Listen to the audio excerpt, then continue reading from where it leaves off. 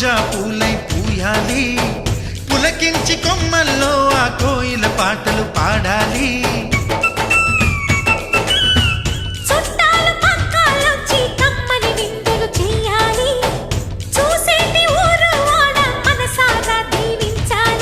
నలుగురు కలిసి చేతులు కలిపి మన కలలన్నీ పండించాలి.